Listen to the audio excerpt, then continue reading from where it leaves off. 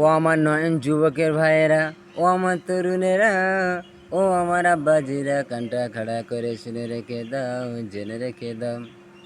আখিরি জামানা পড়ে গেছে, কেমন করে বুঝবো আখিরি জামানা পড়ে গেছে কি পড়েনি বাবা। যে সময়ে যে টাইমে মসজিদগুলো সুন্দর সুন্দর হবে, বাগানে বড় বড় বেগুন চাষ হবে, আমরা যেটাকে বলি হাইব্রিড বেগুন, মুখে দিয়ে কোনো টেস্ট পাবে না, টেস্ট পাবে না। ওই জামানাটি হবে আখিরি জামানা, জোরে বলা যাবে না সুবহানাল্লাহ। সারা পশ্চিম বাংলা মুসলমানদের জন্য জোরে বলা যাবে না সুবহানাল্লাহ।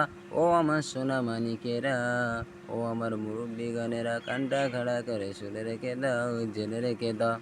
এই তো কিছুদিন আগে রুহুল কুদ্দুস জলসা দিয়ে ফিরছিল বাবা।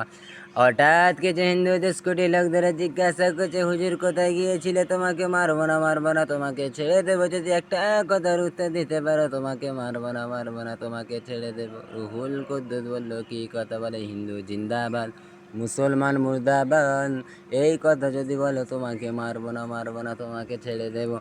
রুহুল কুদ্দুস আল্লাহর পাগল, নবীর পাগল, মুহাব্বতের জামানার পাগল, চিৎকার করে বলল, না না না, এ কথা আমি কোনোদিনই বলতে পারবো না। বলার সঙ্গে সঙ্গে গুলি করিল, 10 হাতে ছিটকে পড়িল বাবা।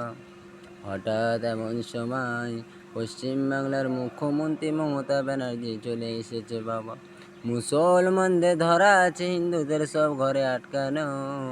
এ পশ্চিমবাংলার মুখ্যমন্ত্রী মমতা ব্যানার্জি, তোমাকে 5 লাখ না, তোমাকে 10 লাখ টাকা দেবো, আমাদের রুহুল কুদ্দুসকে ফিরিয়ে দাও।